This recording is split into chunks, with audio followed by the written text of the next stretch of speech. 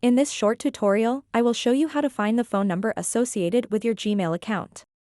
Finding your phone number in Gmail is easy and can be done in just a few simple steps. To get started, open up the Gmail app and then tap on the profile picture icon at the top right corner of the screen. After that, tap Manage your Google account.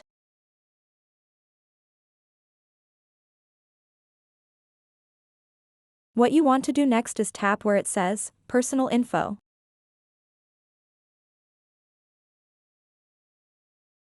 Then scroll down a bit, and you'll see a section called Contact Info, and in that section you'll see an option called Phone. So if you have a phone number associated with your Gmail account, that number will be visible here. This is exactly how you can find phone number in a Gmail account. So that wraps up this tutorial. If you have any questions about this whole process, please let me know in the comments section below. And if this video helped you out, please give it a big thumbs up and subscribe to this channel for more tutorial videos like this one. Thank you so much for watching and have a good day.